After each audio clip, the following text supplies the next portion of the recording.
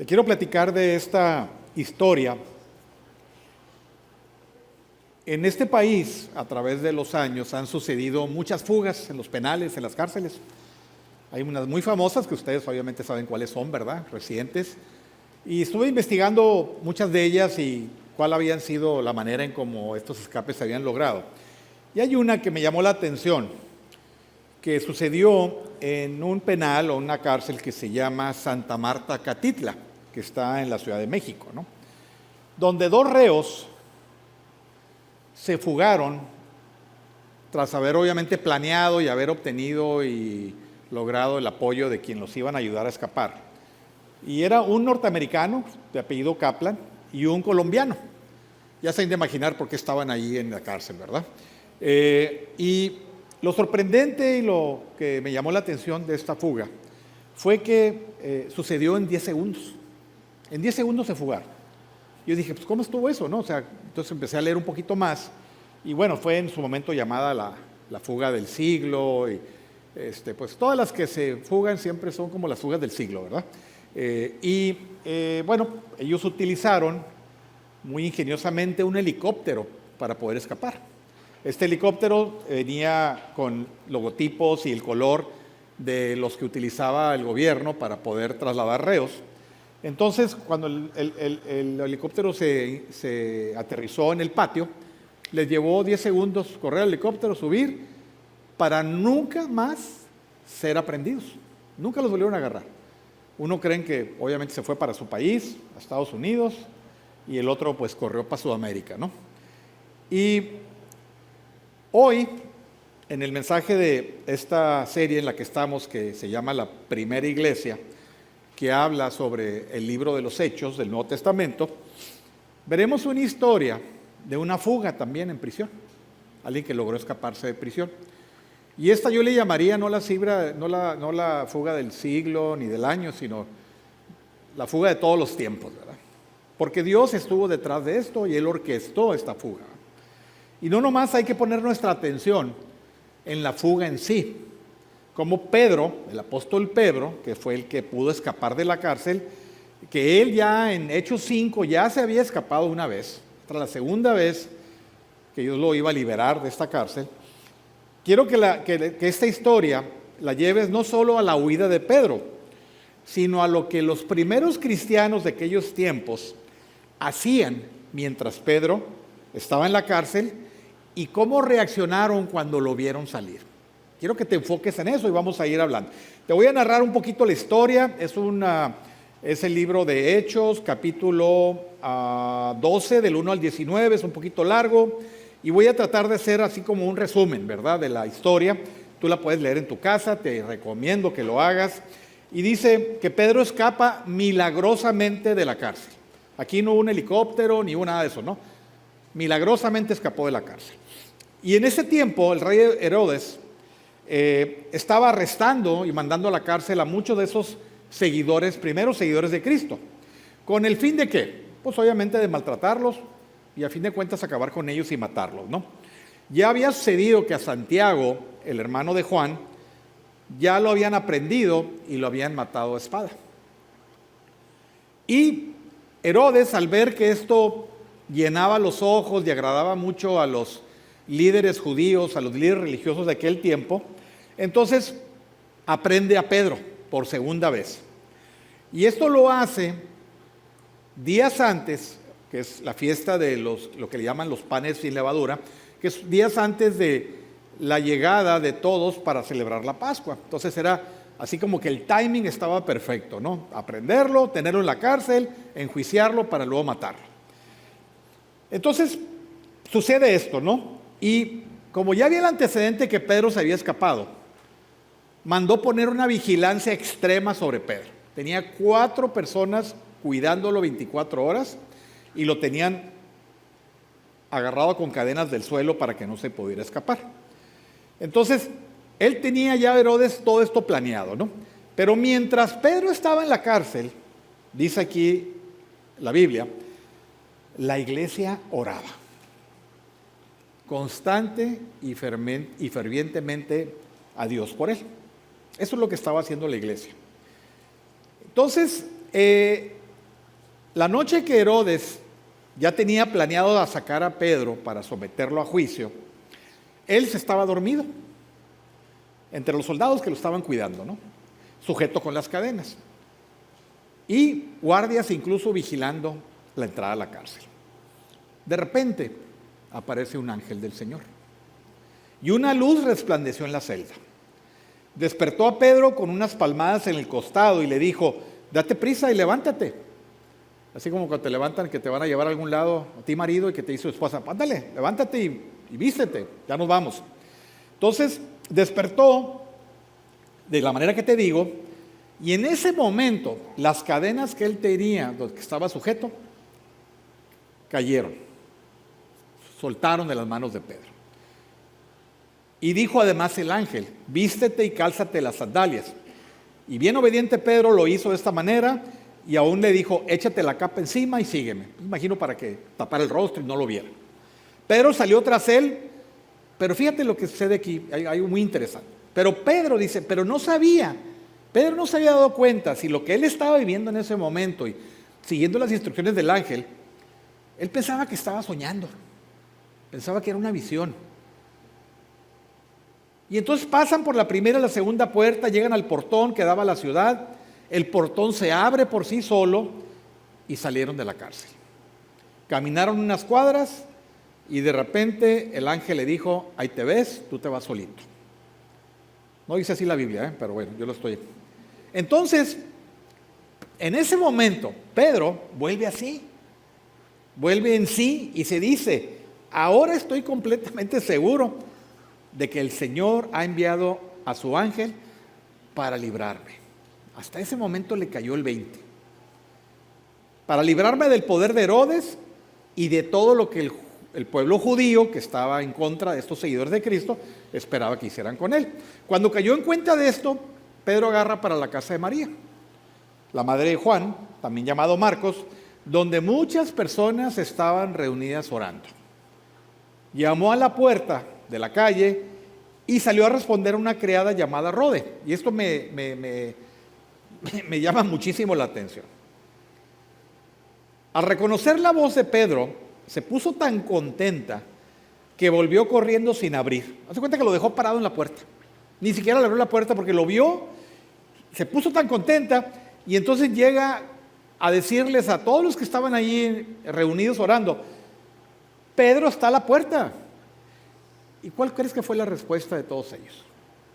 No dijeron: oh, aleluya, qué bueno, ya nuestras oraciones fueron contestadas. No, le dijo: estás loca. Esa fue la respuesta. Estás loca, le dijeron. Pero ella insistía que así era. Y otros le decían: no, hombre, Pedro ya está muerto. Debe ser un ángel o algún aparecido que está ahí en la puerta que tú te estás imaginando. Porque ellos suponían, todo indicaba que Pedro iba a morir. Entre tanto, Pedro seguía llamando. Ahí estaba paradito, tocando el timbre para que le abrieran. Cuando abrieron la puerta y lo vieron, ¿qué creen que hicieron los que estaban ahí como creyentes, que estaban orando fervientemente? Dice que quedaron pasmados. Pasmados, quedaron atónitos, quedaron incrédulos. O sea, no podían creer lo que estaban viendo. Con la mano, Pedro hizo señas de que se callaran y les contó cómo el Señor lo había sacado de la cárcel. Luego salió y se fue a otro lugar. Al amanecer se produjo un alboroto entre los soldados respecto al paradero de Pedro. Estaban buscando. Oye, le pusieron 4, 6, 8 guardias, portones cerrados y todo, y se les escapa. Pues, ¿qué hizo Herodes? Pues se puso a averiguar qué había pasado. Les pasó cuchillo a los guardias. Y ahí aquí termina la historia. Y lo que acabamos de escuchar es una muestra del poder y la protección de Dios sobre la primera iglesia, que estaba bajo gran persecución. Eran perseguidos. Había instrucciones de agarrarlos y meterlos a la cárcel y de acabar con ellos. Pero ellos vieron la mano de Dios siempre protegiéndolos con el poder de Dios. Pero también en la historia vemos a Pedro, que es liberado. Mientras otro, si pusieron atención al principio, dije, Santiago, que también fue aprendido, él tuvo muerte de espada, o sea, lo mataron. Entonces, ¿cómo entender esto? ¿Cómo entender que Pedro sí pudo salir bien librado, pero Santiago no? Entonces, quiero que analicemos esta historia desde 3 ópticas. La primera va a ser entendiendo la fe, entender la fe. La segunda es la oración, que es lo que estaban haciendo todos los que estaban ahí reunidos, y cómo finalmente Dios responde tus oraciones y responde las expectativas que tú tienes sobre lo que tú le estás pidiendo a Dios. Entonces, vamos a empezar primero con la fe. Y dice que la fe bíblica es una acción, no un sentimiento. La fe es una acción de obediencia. Es confiar en lo que Dios dice que hará. Es confiar en lo que Dios dice que será lo necesario y lo que nosotros necesitamos para nuestra vida. Es la decisión de poder vivirlo, lo sintamos o no. Porque estamos hablando de que la fe bíblica no es un sentimiento. Estos primeros cristianos tuvieron que creer y vivir como si Jesús siguiera con ellos. Jesús había prometido que Él nunca los iba a dejar, nunca los iba a abandonar. Sin embargo, ellos no lo podían ver, ellos no podían sentir su presencia. Entonces, de acuerdo a esas circunstancias que estaban ellos viviendo, obviamente había temor, había duda. Y aquí hay algunos ejemplos que yo te quiero poner de cómo debemos nosotros empezar a caminar hacia Jesús cuando creemos que hay muchas cosas que hicimos en la vida o que hemos hecho que pensamos que nunca nos van a ser perdonadas. A veces sentimos que no podemos ser perdonados, pero Dios elige perdonarnos. A veces venimos a un lugar como este y adoramos y levantamos nuestras manos y sentimos que queremos pertenecer y queremos dar lo mejor, queremos servir, como ahorita tengo un llamado aquí para servir, de dar nuestros diezmos, ¿verdad? Pero nosotros también a veces elegimos, ¿verdad?, que podemos confiar más en nosotros mismos que en lo que Dios puede hacer en nuestras vidas. Porque la fe bíblica es la acción de la obediencia, de obedecer lo que Dios nos está pidiendo que hagamos. Confiar en Dios lo suficiente para hacer lo que Él te pide. Y tú vas a escuchar, y si sigues en un lugar, vas a escuchar muchas cosas que Dios te va a empezar a pedir que hagas. Y va a ser tu decisión que tú puedas empezar a depositar tu confianza ahora en Dios, cuando ya tus amuletos y todo lo demás, o la pata de conejo que traías ahí, la bolsa, ya viste que no te funcionaron. La siguiente verdad importante sobre la fe es esta: puedes tener fe mientras te enfrentas con la duda. Pedro, si vamos un poquito a la historia, dudó de la existencia del ángel. Él pensó que se lo estaba imaginando, pensó que estaba en un sueño, pensó que era una visión. La iglesia que estaba unida orando por Pedro no podía creerlo de que sus oraciones hayan sido respondidas. Dudaban incluso que Pedro estuviera en la puerta y le dicen a la sirviente: estás loca, le dice. Había duda. Incluso cuando lo vieron dijeron: debe ser una aparición de Pedro, está muerto. Todos ponían que iba a estar muerto. Oraban por él, pero en realidad no esperaban que Dios respondiera de esa manera. Por eso se quedaron atónitos, pasmados, ¿verdad? Entonces te das cuenta, aquí hay una serie de dudas que estaban en esos primeros creyentes. Y muy seguro, tú también puedes tener muchas dudas sobre lo que pueda estar ocurriendo en tu vida. Porque a veces pensamos que lo opuesto a la fe es la duda, pero no lo es. La duda puede coexistir con la fe. Y esa es una de las cosas que aquí se nos muestra muy claramente en esta historia que estamos narrando. Estos primeros cristianos tenían la fe, pero cargaron con dudas. Estaban llenos de dudas. Pero nunca abandonaron su fe, aun cuando veían todos los problemas que venían sobre ellos, la persecución, las muertes que había de muchos de ellos. Hicieron lo correcto. La iglesia se reunía para orar y pedían a Dios por protección y la liberación de Pedro. Incluso cuando ellos pensaban que estaban orando por algo que era muy difícil que sucediera.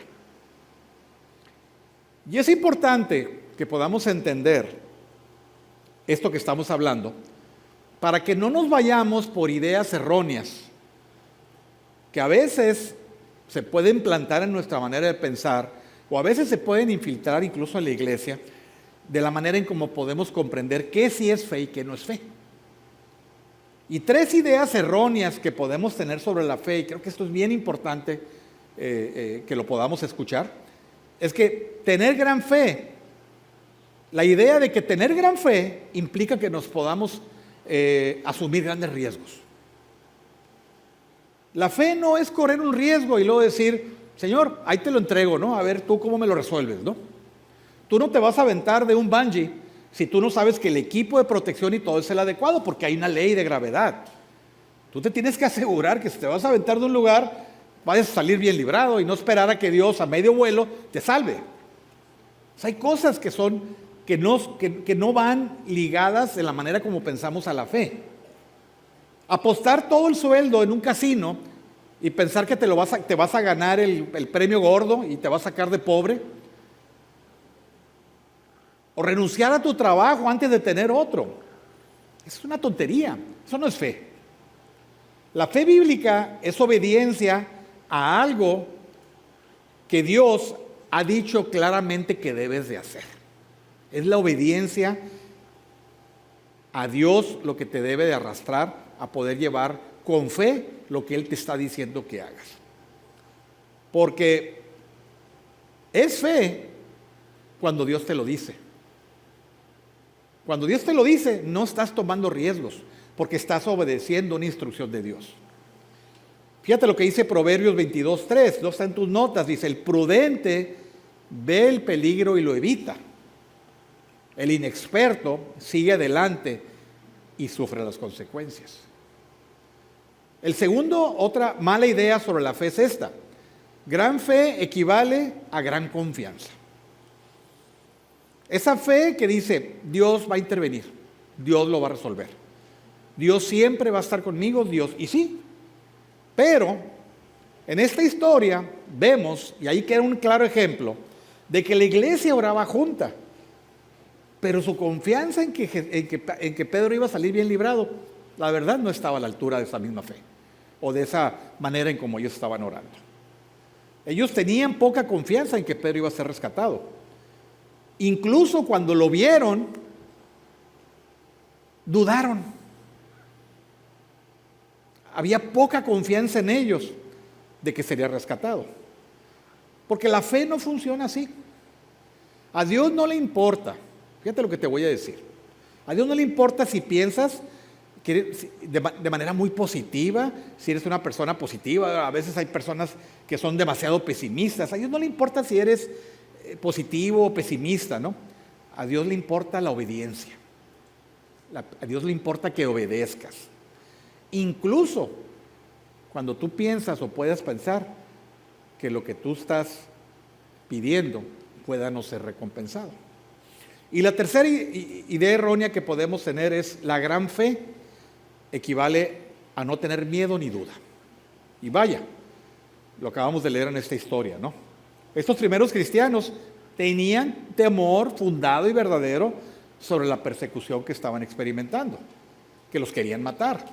Y tenían dudas de que Pedro iba a ser rescatado. Y esto a mí en lo personal me anima mucho, ¿verdad? Porque yo puedo empezar con una fe así, aun cuando dude, aun cuando vea el panorama difícil, aun cuando vea las cosas que no están alineadas como uno pensaría que deberían de estar.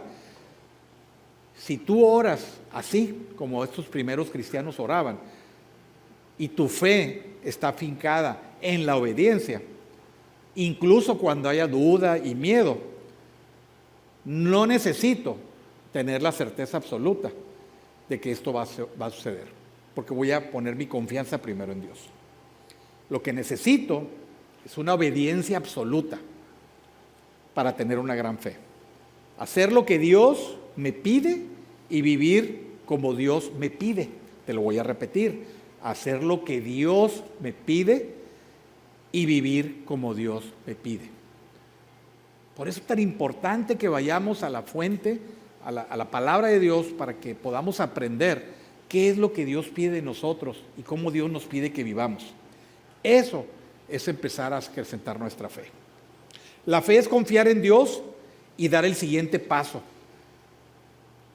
Aquí siempre hablamos en la iglesia, cuando termina el servicio, ¿cuál es tu siguiente paso? Con lo que escuchaste hoy, ¿qué es el siguiente paso que vas a hacer?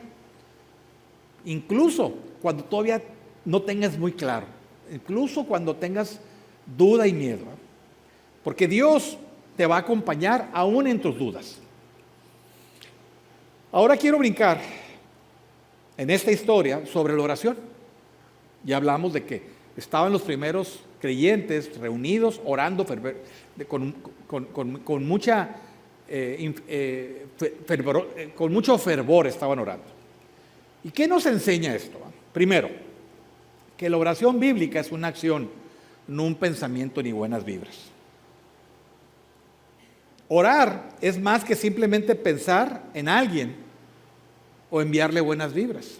¿Cuántas veces no te topas con alguien y te dice, oye, te encargo mucho que ores por mí, porque mañana voy a tener, no sé, un examen médico y te pido por favor oración? Mi esposa y yo recibimos constantemente ese tipo de peticiones. Pero eso no garantiza, ¿verdad?, el hecho de que tal vez vaya a orar por ellos, honestamente. A mí cuando me dicen, oye, quiero que ores por mí, no, pues vamos a orar juntos mejor, ¿verdad? Oremos juntos, ¿verdad? Aunque sea por teléfono, no importa. Porque la historia que acabamos de leer no dice que toda la iglesia estaba dispersa. Cada quien en su casa estaban orando por Pedro o enviándole mensajitos y buenas vibras. No, Pedro, vas a ver, Dios te va a sacar de ahí, esto y lo otro. No, la iglesia estaba reunida, como estamos ahorita aquí, como nos reunimos en otros tipos de eventos, como nos reunimos en los grupos, para orar fervientemente.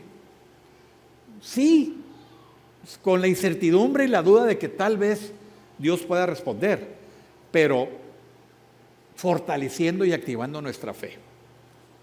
Y hay una serie de historias en la Biblia sobre esto, ¿no? Te voy a dar así rápidamente. A Gedeón le pidió Dios que fuera y derrumbara un altar que le habían hecho a un dios pagano, y Gedeón pues tenía miedo de hacerlo porque pues el papá lo había levantado, ¿verdad? Y obedeció. Estamos hablando de ser obedientes, pero dijo, no, pues yo solo no voy con otros 10 que me acompañen y lo voy a hacer en la noche para que nadie se dé cuenta, ¿no? Pero lo hizo, obedeció. Está el ejemplo de Tomás, otros discípulos que dijo, no, yo hasta que no vea a Jesús enfrente de mí y yo pueda meter mis dedos en las llagas, entonces voy a creer. Y están los 3 hebreos, compañeros de Daniel, que fueron lanzados a un horno de fuego, y no hay nadie registrado en la historia que haya sido lanzado a un horno de fuego y que haya salido vivos. Pero me llama la atención lo que estos muchachos dijeron. Ellos dijeron, nosotros no nos vamos a inclinar a ningún otro dios. Nunca. Eso no lo vamos a hacer, porque había la instrucción del rey de que había que inclinarse ante una estatua que había hecho. Dijeron, nosotros no lo vamos a hacer. Entonces, por desobediencia, al horno. Dijeron, bueno, pero me llama mucho la atención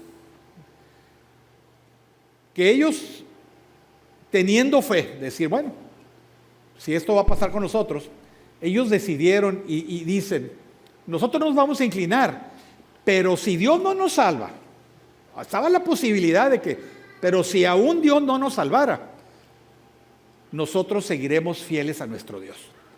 Ahí estaba la duda. O sea, y esa es la parte que nosotros tenemos que aprender, de que las cosas tal vez no van a salir como nosotros pensemos. Tal vez no va a resultar como nosotros le estamos pidiendo a Dios que. Sin embargo, ¿verdad? El fundamento claro era, ¿sabes qué? Yo estoy al 100 con mi Dios. Y si te preguntas cómo orar, porque ese es todo un tema a veces, ¿eh? Lo fue tema para mí, tal vez siga siendo, ¿verdad? Pero para muchos es un tema, ¿no? Este punto puede resultarte liberador e importante. El poder de la oración se basa a quién le oro, no en lo bien que lo hago. El poder de la oración no proviene de que digamos todas las palabras correctas para poder orar, que usemos una técnica especial, ¿no? Aunque hay unos que son muy buenos y yo no digo que no, ¿verdad? Porque Dios no es una fuerza que se va a dejar manipular por lo bonito que le hables y las palabras que uses y tu lenguaje. No es por ahí. Dios es un Padre celestial y lo que Él quiere es tener una relación personal contigo, una comunicación directa contigo. No te va a calificar por las palabras que uses. Cuando vuelas, tomas un avión, yo sé que nadie vuela aquí, ¿no? Pero cuando tomas un avión, tú tienes dos opciones. Tú te puedes subir al avión con miedo o con la confianza de que vas a llegar a tu destino. Pero no depende, ¿verdad? Tu fe no está afincada en que te subes y yo veo a la gente cuando sube al avión, se persina y hace una oración y todo. Yo tomo, en estas etapas de mi vida, tomo muchos vuelos. Y yo le digo a Dios, Señor, si es tu voluntad que llegue a mi destino, hoy te pido, Señor, que guíes a nuestros pilotos, que tengamos un vuelo seguro y que podamos llegar a nuestro destino. Es todo. ¿Por qué? Porque la confianza está puesta en que, que los pilotos llegaron en buen estado para hacer su trabajo, y segundo, que el avión esté en perfectas condiciones para poder volar. De eso depende. No depende de que si Dios te lleve o no te lleve, ¿no? Depende de ciertas cosas que tienen que suceder. Yo, en nuestro grupo, o los grupos en los que hemos estado, y esto es algo bien interesante.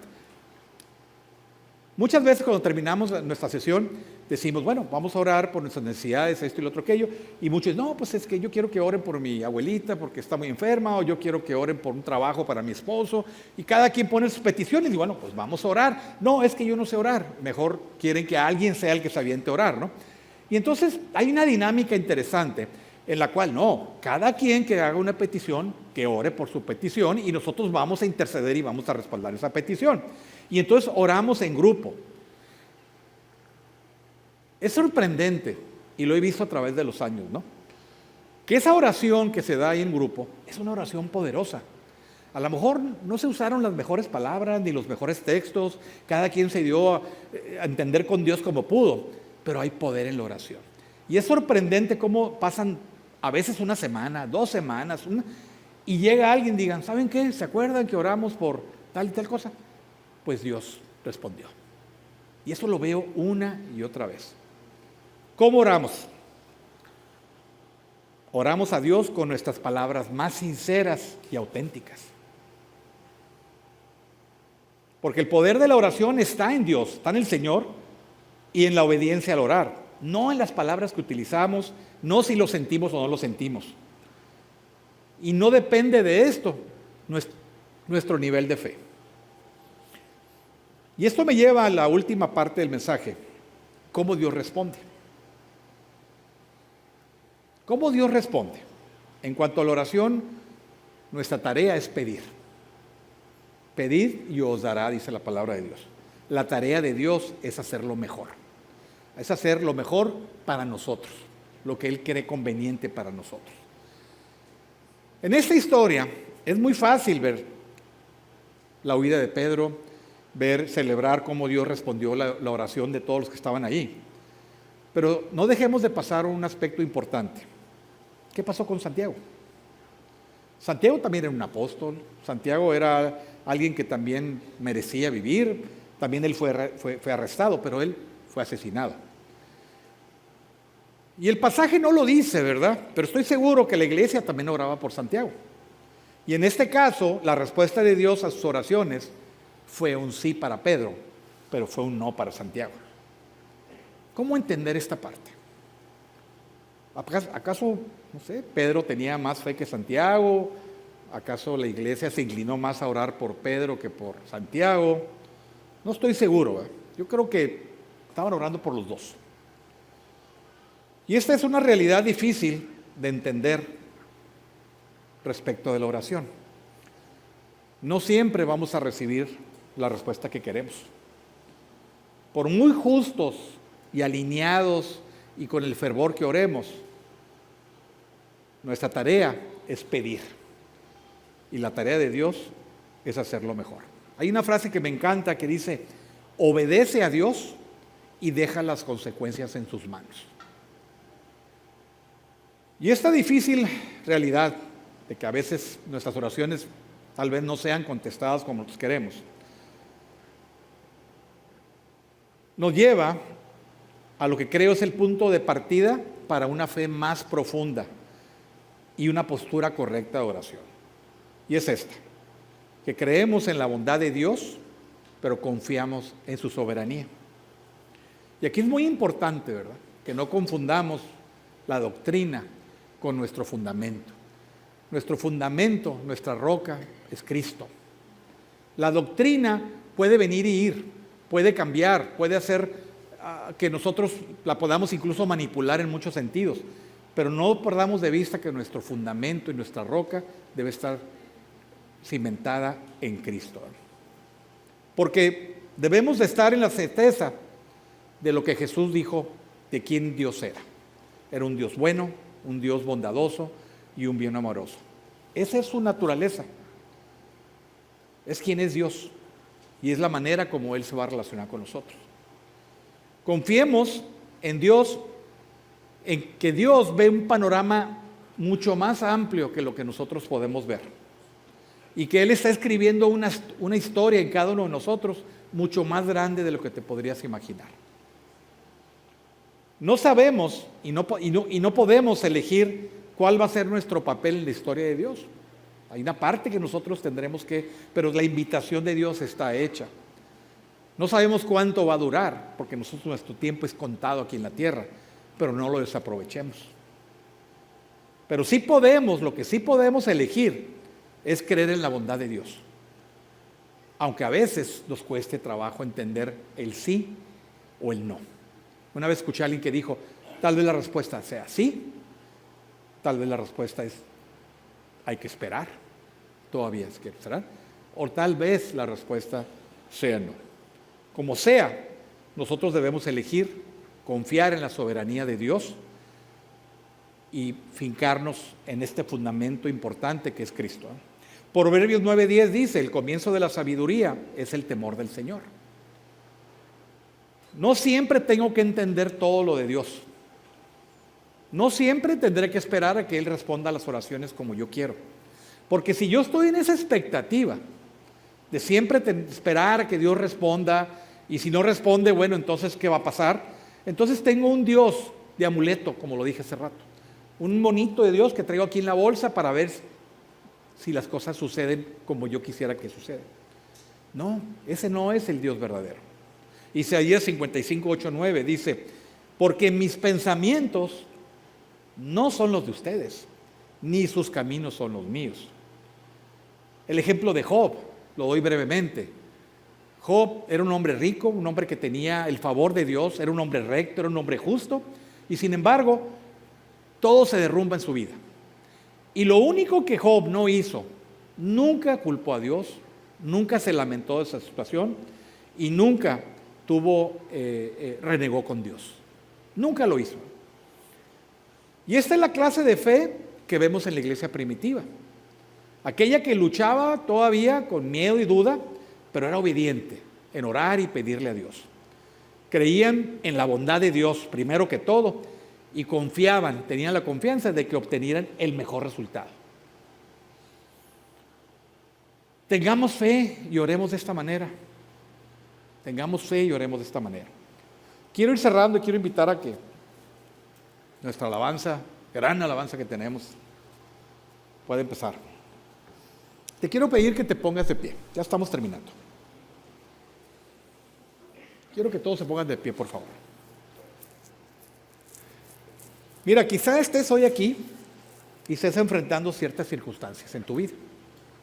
Tal vez has estado orando por alguna situación y la respuesta o no ha llegado o a lo mejor fue un rotundo no. Pero son tus circunstancias nada más, las de cada quien tenemos, ¿verdad? Cada quien tenemos nuestras propias batallas. Y te cuesta trabajo en ese momento ver la bondad de Dios. Pero mira, yo hoy te digo, La bondad de Dios se encuentra en la cruz. Voltea tus ojos a la cruz. Porque es donde Dios, que murió por ti, que pagó por tus pecados, aun cuando no lo merecíamos, es el acto más grande de amor que te puedas imaginar. Ahí es donde ves la bondad de Dios reflejada en tu vida. Pero necesitamos voltear a la cruz. Necesitamos ver a Jesús.